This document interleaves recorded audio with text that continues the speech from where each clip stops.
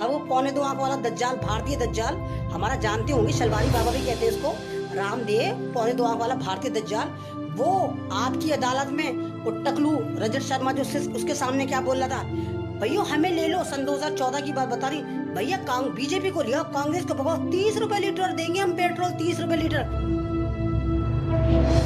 वो है बिल्कुल अंधेर नगरी चौपट राजा, ये तो पागल है, तो चिल्लम चोर है, चिल्लम चोर। जितने ये पहले साधु होते थे, ये पहले आश्रम में पाए जाते थे, अब कहाँ पाए जाते हैं, ये पार्लियामेंट में पाए जाते हैं। ये सारे चिल्लम चोर है, ये चिल्लम का घटिया नशा लगाते हैं, सस्ता नशा लगाते हैं और हुकूमत में आ जाते हैं।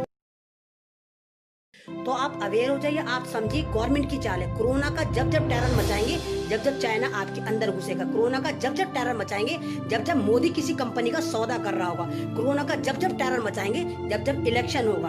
अब तो इलेक्शन में आपको भी मारेंगे, और वैसे भी अगर सरहद पे कोई फौजी मर रहा है तो समझो कि इलेक्शन करीब है, जैसे कि आपने अभी देखा, और 20-25 उन्होंने अभी शहीद करवा दिए, पुलवामा अटैक फर्जी करवा दिया। और आप यकीन करिए, अगर चाइना मुसलमान होता, अब तक 2-4 सर्जिकल स्ट्राइक फर्जी हो जाते, बना के दिखा देती वीडियो, तवायफ मीडिया चिल्ला रहा होता, या आतंकवादी मीडिया चिल्ला रहा होता, और हमारी अंजना ओम कश्यप मोदी की बीवी बनी थी भाई, ये भी कह रही होती कि मेरे पति पद में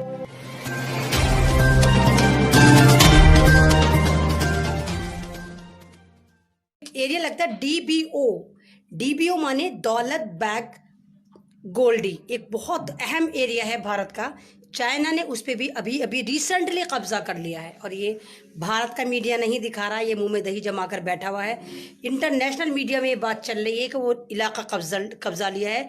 डीबीओ इतना अहम है भारत के लिए, अगर उस पर चाइना कब्जा कर लेता है तो कराकोरम की तरफ एक हाईवे रास्ता जाता है, वो हमारे हाथ से निकल जाएगा, और उसी रास्ते से हम पाकिस्तान की तरफ जा सकते हैं, हमारी सेना जा सकती है, और वही रास्ता जो है वो यूरोप को मिलाता है, फिर भारत से पहाड़ों इधर से जाकर।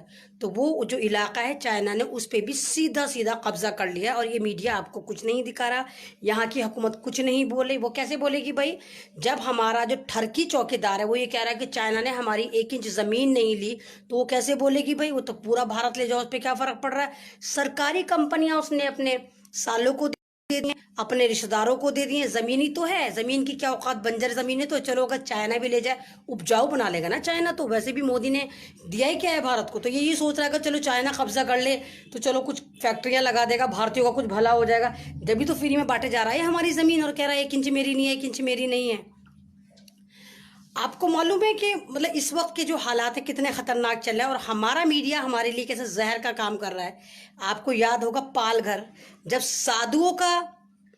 साधुओं का मॉब लिंचिंग हुई थी, तो कैसे ये मरे जा रहा था, वो झूम बाबा अर्नब गोस्वामी, अल्लाह तौबा, ऐसे मर रहा था जब वो इन्होंने पालघर में 2 साधु मारे थे, ताकि कांग्रेस को टारगेट कर सकें, ताकि मुसलमानों को टारगेट कर सकें, ताकि मुसलमानों की मॉब लिंचिंग और ज़्यादा कर सकें। वो बाद में निकल कर आया था कि नहीं आरएसएस के हैं। तो पूरे इनकी जो जितना ये आतंकवादी मीडिया, इनके तो ऐसे पेट में मरोड़े उठ रहे थे, जैसे इनके ससुर मर गए, इनके जेठ मर गए, और अर्नब गोस्वामी तो ऐसे दहाड़े मार के रो रहा था, मानो इसका जो भाई है और इसका बाप मर गया हो। और वही अर्नब गोस्वामी अब कहाँ मरा पड़ा है तू, ये जो हमारे 25-30 फौजी शहीद हुए हैं, यहाँ तेरी माँ नहीं मरी, यहाँ तुझे ख्याल नहीं हुआ कि कुछ मरा, कि कोई शहीद हुआ है, यहाँ पे कहाँ मर गया तू, कहाँ पे जाके सोया पड़ा हुआ है अब तू। वैसे तो तेरे पेट में बरोड़े मरोड़े उठ रहे थे, पालघर सुबह से लेकर तूने शाम तक चलाया था, अब तो तेरे मुंह में दही चिपक गए, अब तो तूने नहीं दिखाया कि भाई हमारे फौजी शहीद हुए हैं। और हमारा जो झुटलर शाह है, हमारा जो ठरकी चौकीदार है बुढ़ा बावला, ये भी ये कह रहा है कि भाई चाइना ने हमारा एक फौजी नहीं मारा, वो तो बिहारियों को मारा है। मतलब बिहारी, अव्वल बात तो वो बिहारी थे नहीं, और अगर बाई चांस मान भी लो इंसानियत के तौर पर, एक दफ़ा कोई जुटलरी की बात मान लो कि चाइना ने हमारे बिहार के लोगों को मारा, तो क्यों बिहारी भारतीय नहीं होते, क्यों बिहारी की तरह फालतू कीड़े मकोड़े होते कि कोई भी आएगा मार देगा। क्या बिहारी इंसान नहीं होते? क्या बिहार जो है वो भारत की स्टेट नहीं है? क्या बिहारी को तूने कॉपीराइट करवा दिया कि कोई भी ये मुल्क आएगा कोई भी मार देगा? क्योंकि तुम खुद बिहारियों को मारते हो, तुम खुद बिहारी को गिरा हुआ समझते हो, इसलिए कह रहा नहीं भाई वो तो बिहारी थे। तो ये आलम चल रहा है, जो स्ट्रीम मीडिया है, हमारा जो आतंकवादी मीडिया है, सारा तहलका इसने मचा रखा है। अगर इसको बैन कर दिया जाए तो आप यकीन करिए कि भारत का जो है 95% जो आबादी है सुकून से रहे। आज आपको मालूम होगा हमारा ठरकी बुड्ढा जो चौकीदार जो टीवी पे आया था, हम भी परेशान, शायद कुछ बोलेगा कुछ करेगा, पूरा बकवास क्या करता रहा, योगी की तारीफें करता रहा, योगी ने ये करा, योगी ने वो करा। क्या करा योगी ने? मॉब लिंचिंग करवाई, फर्जी झगड़े करवाए, लॉकडाउन में ही एक दलित लड़की का रेप करा गया था यूपी में, और इतनी गंदगी से करा गया कि बाद में उस लड़की को जला के मार दिया गया, और मुश्किल से उसका जो है 1 आध फीट का पीस मिला। तो ये करा था योगी ने। क्यों भाई? कानपुर जो है वो योगी के इलाके में नहीं आता, जहाँ पे भी 18-19 लड़कियां प्रेग्नेंट पाई गई, और कहाँ पर? बाल गृह में, शेल्टर होम जो था। क्यों? क्या वो योगी के राज्य में नहीं आता? हाँ भाई, इनके यहाँ तो मैंने पहले ही कहा है, इनके यहाँ सबसे अच्छा काम ये होता है, अगर मॉब लिंचिंग करो तो बल्ले बल्ले भाई तुम्हें अवार्ड मिलेंगे, अगर तुम लड़कियों का रेप करो तो बल्ले बल्ले, तुम किसी मजलूम को उठाकर जेल में डाल दो तो बल्ले बल्ले। भाई ये जरा मेमोरी को 1-2 साल पीछे लेके जाओ। कमलेश तिवारी याद है आपको? कमलेश तिवारी याद करो, आरएसएस का बहुत बड़ा नेता था, और उसका मर्डर करवाया था लखनऊ में। किसने करवाया था? उनकी माता जी चिल्ला चिल्ला के हर मीडिया पर कह रही थी, हर स्ट्रीम मीडिया पे कह रही थी कि मेरे बेटे का जो कत्ल है, कमलेश तिवारी का जो कत्ल है, वो योगी ने करवाया था, योगी की वजह से हुआ था। और योगी ने क्या करा था? उसके कत्ल के इल्जाम में मुसलमानों को पकड़ के जेल में डाल रखा है। मतलब वो है बिल्कुल अंधेर नगरी चौपट राजा। ये तो पागल है, तो चिल्लम चोर है, चिल्लम चोर।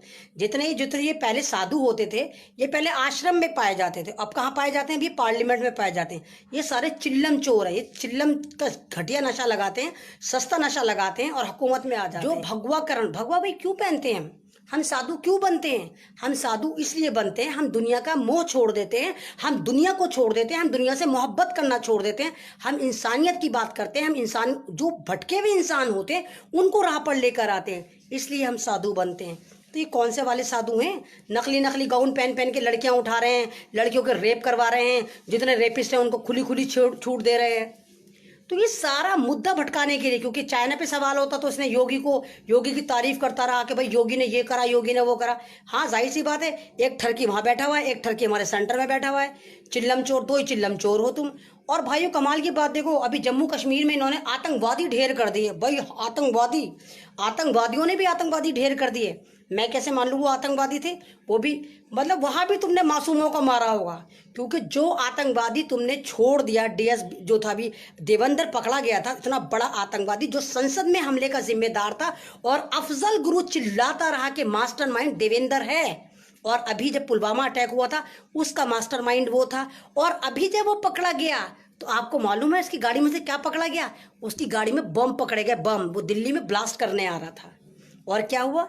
हमारी महान दिल्ली पुलिस, उसने कोई इस पे चार्जशीट नहीं बना पाई। 90 दिन तक उसको मौका था, लेकिन दिल्ली पुलिस ने चार्जशीट नहीं दी।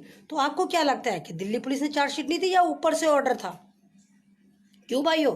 ये ऊपर से ऑर्डर था कि भाई अपनी माँ को रोके पकड़ तो लिया, लेकिन उसको हमें क्लीन चिट देनी है। तो दिल्ली पुलिस खबरदार, जो तुमने इस पे चार्जशीट बनाई होगी, 90 दिन तक उस पर चार्जशीट नहीं बनाई, और बाइज्जत उसको बरी कर दिया गया।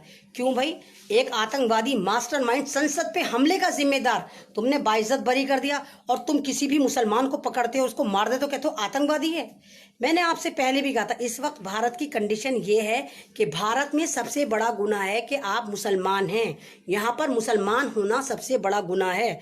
ये आपको किसी न किसी तरह उठाएंगे, किसी न किसी तरह पटकेंगे, किसी भी एक्शन में आपको जेल भेज देंगे। आप चिकन की बोटी भी खाएंगे तो आप पे एनएसए लगा देंगे, आप पे यूएपीए लगा देंगे, आप पे कोई भी धारा लगा देंगे। क्यों भाई? हुकूमत इनकी, पुलिस इनकी, और इवन जो हमारा कॉन्स्टिट्यूशन है उसको ये खरीद चुके हैं। सारे वकील, जितने जज हैं, सब बिक चुके हैं। कौन है हमारे पास? पुलिस हमारी है? नहीं है। हुकूमत हमारी है? नहीं है। जज हमारे हैं? नहीं है। अच्छे वकील हमारे हैं? नहीं है। तो हमारे पास क्या है? अब हमारे पास सिर्फ भारत की ज़मीन बची थी, सिर्फ ज़मीन बची थी, वो भी ये टुकड़ों में दे रहा है। लद्दाख हमारे हाथ से चला जाता है, गलवान झील हमारे हाथ से चली जाती है, और अब डीबीओ भी हमारे हाथ से जा रहा है। कल भी मैंने आपको बताया, राजस्थान जैसलमेर पे चाइना के लड़ाकू विमान उड़ते हुए नजर आए। यानी चाइना ने इतना टेरर मचा रखा है। और हम जो पाकिस्तान से क्या बोलता था, हम ये क्या बोलता था, आपको तो याद होगा, चौकीदार क्या बोलता था, बहुत अच्छी तरह याद होगा भाई, मुझे भी याद है। दूध मांगो खीर दूंगा, कश्मीर मांगो चीर दूंगा। पाकिस्तान से यही तो बोलता था। और चाइना से क्या कहा? भाई लद्दाख मांगो, गलवाल भी दूंगा, अरुणाचल प्रदेश भी दूंगा, सारा पूरा भारत दे दूंगा, मांग के तो दे, क्योंकि हमने तो तुम्हें झूले झुलाए हैं। हम तो तुम्हें झूला झुलाते थे, झूला झूला झुला के जहां तक तुम झूलते झूलते जाओगे सब ले लो भैया, क्योंकि मैंने भारत में कुछ नहीं छोड़ा। भारतीयों को मैं वैसे ही नहीं करता, मैंने भारतीयों को तो वैसे ही बर्बाद कर रखा है, सारी कंपनियां मैंने बेच डाली।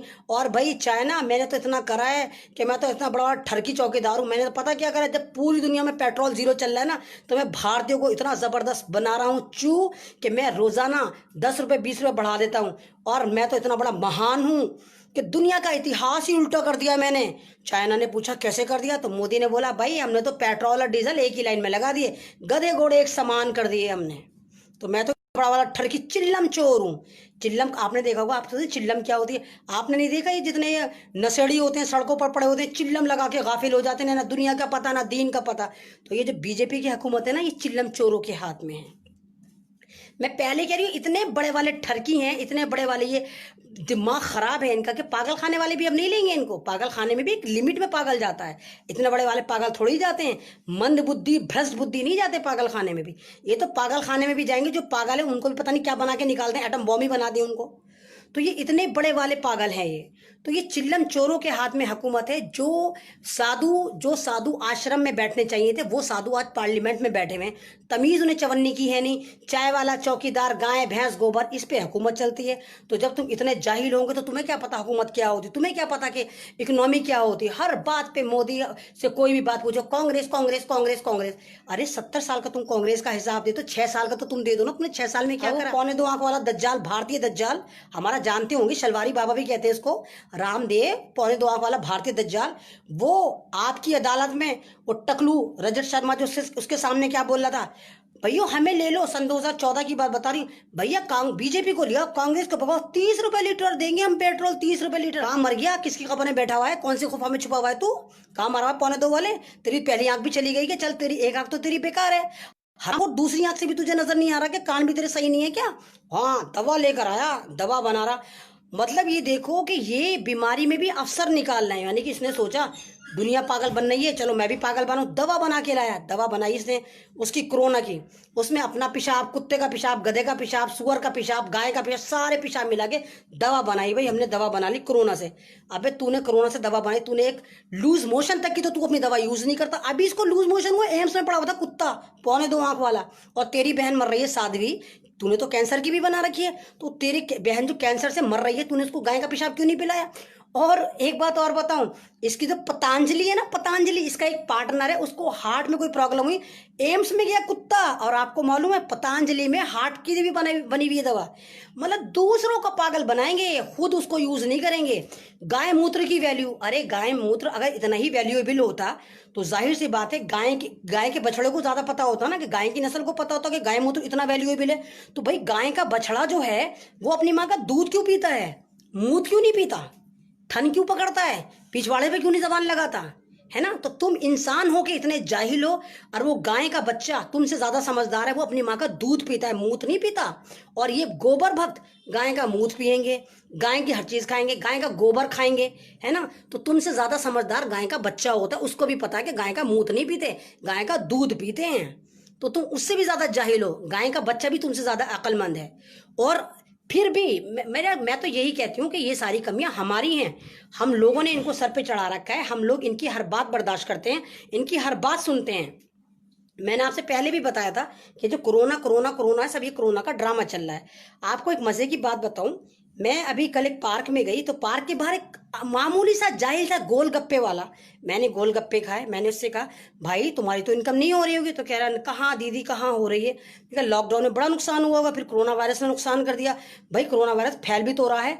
तो कहता कौन कह रहा है कोरोना वायरस फैल रहा है। मैंने कहा क्यों, कोरोना वायरस नहीं फैल रहा, अपोलो के सामने था। तो क्या बोलता है दीदी कोई नहीं फैल रहा कोरोना वायरस।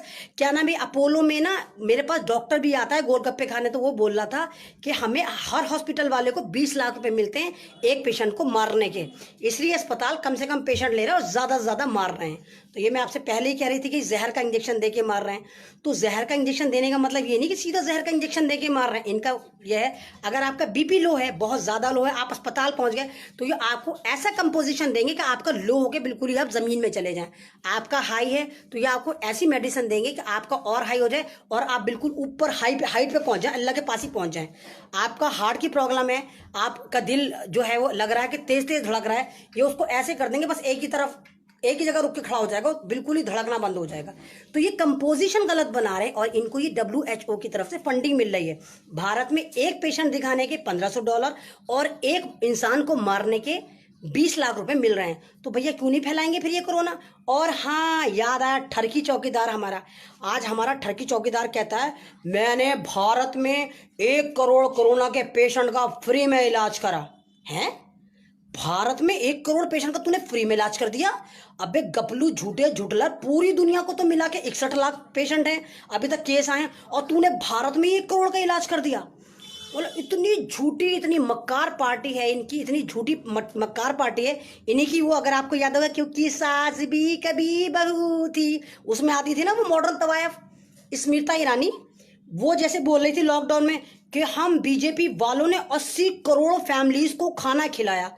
80 करोड़ को, क्योंकि उसको तो पढ़ी हुई लिखी है नहीं, जाहिल औरत है। 80 करोड़ को सिर्फ 4 से भी मल्टीप्लाई करो, हालांकि एक फैमिली में 4 लोग नहीं होते, कम से कम 6-7 होते हैं, मैं 4 से ही कहती हूँ। तो कितनी हमारी आबादी निकल कर आती है, सीधी सीधी 320 करोड़ आती है। तो हमारी भारत की आबादी तो मात्र 137 करोड़ है। तो तूने पाकिस्तान को भी खाना खिलाया, अफगानिस्तान को भी खिला दिया, नेपाल को, भूटान को, सबको खाना खिला कर आ गए। तो ये झूठे मक्कार है। तो जहां पर ये हाल होगा कि वहां का प्रधानमंत्री भी ऐसी झूठ बोलेगा। हमारे फाइनेंस मिनिस्टर का भी आपने देखा होगा, वो झोला छाप फाइनेंस मिनिस्टर, उसने क्या कहा था कि भारत में एक मजदूर की जो सैलरी है ईयरली, वो कम से कम 8 लाख और ज्यादा ज्यादा 18 लाख है। वो ठरकी बुढ़िया से पूछो कौन सी कंपनी दे रही है, मुझे भी तो पता है, मैं भी ज्वाइन कर लूं, मैं भी बड़ी परेशान हूं, मुझे जॉब वॉब नहीं मिल रही। मुझे चल मजदूरी वाले में कर दे, मैं 18 लाख वाले में, तो 8 लाख वाले में जॉब दिलवा दे चल। मतलब 8 लाख मजदूरों की सैलरी साल की। जाहिल औलत 70,000 भी नहीं बैठती, 7-8 हजार पे काम करते हैं मजदूर। और वो मजदूर जो सड़कों पर मर रहे थे, वो मजदूर जो प्लास्टिक के पन्नियां बांध बांध के जा रहे थे, जिनको तुमने 2 रुपए का पानी का पाउच नहीं दिया था, उन मजदूरों को तुमने क्या नाम है 20 लाख रुपए का तुम पैकेज बता रही हो, 8 लाख का पैकेज बता रही हो कम से कम। तो ये झूठों की और मक्कारों की पार्टी है। और हमारे साथ मैटर ये है कि हम इनको सपोर्ट करते हैं, इनकी बातों पे यकीन करते हैं। और मैं आपसे पहले से ही कह रही हूँ, जो कोरोना कोरोना कोरोना का रोना रो रहे हैं। हाँ, मैं ओखला में रहती हूँ, याद आया, ओखला में 2-3 वो चल रहे हैं ई रिक्शा, उनमें क्या अनाउंसमेंट चल रहा है कि भाई आपके पास अगर कोई नजला हो, खांसी हो, कोई भी पेशेंट हो तो पुलिस को सूचित करें। क्यों? नजला खांसी जो है वो कोरोना की पहचानता है। नजला खांसी किसी को पहले नहीं, आज से पहले किसी को नजला खांसी नहीं होता था। अगर नजला खांसी होगा तो कोरोना ही होगा। तो ये सारे ड्रामे यही चल रहे हैं। अगर आपको नजला है तो भी कोरोना, आपको खांसी है तो भी कोरोना, आपको हल्का सा बुखार है तो भी कोरोना। और एक मजे की बात मैं बताऊं, मुझे नहीं मालूम ये चाइना की चाल है, किसकी चाल है। सारे के सारे कोरोना के जो चेकअप हो रहे हैं पूरी दुनिया में, वो कोरोना की जो किट है वो सारी चाइना की हैं। और चाइना की किट के बारे में ये है कि चाइना की 70% किट जो है बेकार है, 30% में भी पता नहीं कि रिजल्ट पॉजिटिव है या नेगेटिव है, यानी कि 100% डैमेज किट है। तो कहीं चाइना की चाल तो नहीं चली, तुम्हें बेवकूफ़ बना के पूरी दुनिया को बर्बाद कर दिया हो। तंजानिया का नाम आपने सुना होगा, नहीं सुना तो मैं बताती हूँ। तंजानिया एक मुल्क है अफ्रीका में। वहाँ के जो प्रेसिडेंट हैं वो फार्मिस्ट हैं, दवा बनाने में एक्सपर्ट हैं, दवा बनाने के काबिल हैं, चाय वाले नहीं हैं। उन्होंने सोचा ये कोरोना कोरोना का रोना रो रहे हैं, उन्होंने 3 किट ली। एक किट में उन्होंने वहां का जो पपीता होता है उसका जूस डाला, एक में बकरी का खून डाला और एक में भेड़ का खून डाला और लैब भेज दिया, भाई चेक करो। आप रिजल्ट हैरान होंगे आप सुन के, तीनों कोरोना पॉजिटिव आए, यानी पपीते को कोरोना निकल कर आ गया, क्योंकि किट चाइनीज थी। तो ये सारा ड्रामा वही चल रहा है, सारा बेवकूफ आपको वही बनाया जा रहा है। जितना चाइना हमारे अंदर आएगा, जितनी चाइना हमारी जमीन निकाल के लेके जाएगा, उतना ही ये आपको भारतीय हुकूमत भटकाती रहेगी और कोरोना कोरोना करती रहेगी और कहेगी कोरोना के इतने केस आ गए, कोरोना के उतने केस आ गए। तो ये आपको बेवकूफ बनाने की तैयारी। आप ही सवाल करो ना, सिर्फ अस्पताल में जो जा रहे हैं वही क्यों मर रहे हैं, घर में कोरोना किसी को क्यों नहीं हो रहा। अस्पताल में कोई बंदा सही जाता है उसको क्यों मार दिया जाता है। मेरी थोड़ी दूर पे 15 मिनट की वॉकिंग डिस्टेंस पे एक फैमिली थी, उनकी वाइफ को दिल में प्रॉब्लम थी। मैंने मना करा था हॉस्पिटल मत लेके जाना, नहीं माने, ले गए। और फाइनली रात उनको पता नहीं कौन सा इंजेक्शन लगाया कि पूरी बॉडी उनकी गुब्बारे की तरह फूल गई और डेड बॉडी नहीं थी। और क्या क्लेम मारा कि जी इनको कोरोना था, और इनकी डेड बॉडी को पुलिस कस्टडी में जाके दिल्ली गेट के कब्रिस्तान पर अस्पताल वालों ने गाड़ दिया। सारा ड्रामा ये चल रहा है। मैंने आपको ये भी बताया था, सफदरजंग हॉस्पिटल में एक नौजवान मुसलमान लड़का आता है, रोड एक्सीडेंट में आता है और उसकी डॉक्टर जो है बिना फैमिली की मर्जी के पूरी टांग काट देते हैं। फाइनली जब आप किसी की टांग काटेंगे वो मर जाएगा, और वो बच्चा मर जाता है। मरने के बाद रिपोर्ट क्या देता है हॉस्पिटल वाले, सरकारी अस्पताल, आपको मैं उसकी बता रही हूँ, सफदरजंग हॉस्पिटल का ट्रॉमा सेंटर का रिपोर्ट क्या बना के देते हैं, कोरोना से मर गया। मतलब इनका यह है कि कोई भी मरेगा ये कोरोना कोरोना कोरोना करेंगे, आप कुछ भी कह दो ये कोरोना करेंगे, क्योंकि इनको मुद्दा भटकाना है। मुद्दा भटकाने के लिए इनके हाथ में कोरोना नाम की जो लॉलीपॉप है बड़ी अच्छी है, किसी को भी मार दो कोरोना के नाम पे मार दो, किसी से भी दुश्मनी निकाल दो कोरोना के नाम पे निकाल दो। सरकारी अस्पताल फ्री में चल रहा है, वो भी कोई आपसे कुछ सवाल नहीं करेंगे, गवर्नमेंट से सवाल नहीं करेंगे, क्योंकि गवर्नमेंट ने पहले WHO ने कह दिया बस एक पेशेंट मार दो 20 लाख ले लो, रोजाना 4 भी मारे 80 लाख सीधे अस्पताल के। तो अस्पतालों को तो और आपकी और हमारी जरूरत भी नहीं है। दिल वाले कहीं भी मरे, गुर्दे वाले कहीं भी मरे, कैंसर वाले कहीं भी मरे, HIV पॉजिटिव कहीं भी मरे, हाँ नजला खांसी वाले फौरन जाएं और जहर का इंजेक्शन ठुकवा के उनके 20 लाख को हरे करवाएं। ये तो एक इलेक्शन की कंपेनिंग चल रही है। आइए हमारे अस्पताल में आइए और हमारे 20 लाख हमें देकर जाइए और अपनी डेड बॉडी लेकर जाइए। यानी आप जो जाएंगे आपको एक तो वैसे ही उनको आपसे भी पैसा लेंगे वो, और प्लस WHO से भी पैसा लेंगे। यानी आप मरे, आप सारा अपना जमीन जायदाद बेच के जाएंगे अस्पताल, क्योंकि एक दिन का खर्चा जो है वो 1 लाख का है, और ऊपर से WHO से भी लेंगे तो उनका तो होगा आम के आम गुठलियों के दाम। यानी मरीज पे वहां से भी मिला और यहाँ से भी इसको हमने बर्बाद कर दिया। और आपके हिस्से में क्या है, टाइम फिश आपका अपना गया, आपको उसकी डेड बॉडी भी नहीं मिली, और कोरोना और नाम हो गया। भैया कोरोना बाकी तेरे जैसा सेलिब्रिटी मैंने दुनिया में नहीं देखा, तूने तो सारी बीमारियों को खा लिया। जो दुनिया की सबसे भयंकर बीमारी थी HIV पॉजिटिव, जिससे अब तक 32 मिलियन मर चुके, कहाँ हैं उसके केस, कहाँ क्यों निकल कर नहीं आ रहे वो केस। मतलब सारे अस्पताल के जो मरीज थे, सारी बीमारियां थी, सारे वायरस थे, एकदम सर पे पैर रख के भाग गए, भाई भागो भागो भागो कोरोना आया है ना, सारे पेशेंट भाग गए, सब सही हो गए। सिर्फ कौन से पेशेंट रह गए, कोरोना कोरोना कोरोना और कोरोना का रोना रह गया। तो आप अवेयर हो जाइए, आप समझिए गवर्नमेंट की चाल है। कोरोना का जब जब टेरर मचाएंगे, जब जब चाइना आपके अंदर घुसेगा, कोरोना का जब जब टेरर मचाएंगे, जब जब मोदी किसी कंपनी का सौदा कर रहा होगा, कोरोना का जब जब टेरर मचाएंगे, जब जब इलेक्शन होगा। अब तो इलेक्शन में आपको भी मारेंगे, और वैसे भी अगर सरहद पे कोई फौजी मर रहा है तो समझो कि इलेक्शन करीब है, जैसे कि आपने अभी देखा। और 20-25 उन्होंने अभी शहीद करवा दिए, पुलवामा अटैक फर्जी करवा दिया।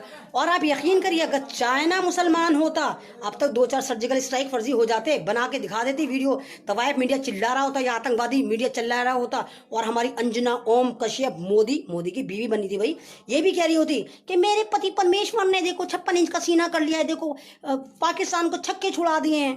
भाई वो 56 इंच पे याद आया, एक रिटायर फौजी की वाइफ ने, बेवा फौजी, उनके हस्बैंड मर गए होंगे, हमारे चाय वाले चौकीदार को 56 इंच की ब्रा भेजी है। कहा भाई तुझसे संभल नहीं रहे, 56 इंच की ब्रा पहन के ऐश कर, क्योंकि 56 इंच का सीना करता है ना तो उसको ब्रा गिफ्ट करिए। इनके यही हालात रह गए, इनको 56 इंच की ब्रा गिफ्ट होगा। इतना जलील PM भारत के इतिहास में नहीं मिलेगा। गूगल पे जाकर सर्च कर लो, दुनिया में सबसे ज्यादा गाली खाने वाला PM हमारा चाय वाला चौकीदार, सबसे ज्यादा झुटलर हमारा चाय वाला चौकीदार, सबसे ज्यादा मक्कार हमारा चाय वाला चौकीदार, और सबसे ज्यादा रॉयल लाइफ जीने वाला हमारा चाय वाला चौकीदार। दुनिया के इतिहास में ऐसा PM ना आया था ना आएगा। इसीलिए कहते हैं कि हुकूमत जो है काबिल लोगों के हाथ में दो। अगर चाय वाले के हाथ में दोगे तो चाय पत्ती की तरह बेच के खा जाएगा, जैसे ये बेच के खा गया। शुक्रिया, अल्लाह हाफिज। अगर आपको मेरी वीडियो अच्छी लगती है तो प्लीज शेयर करिए, सब्सक्राइब करिए।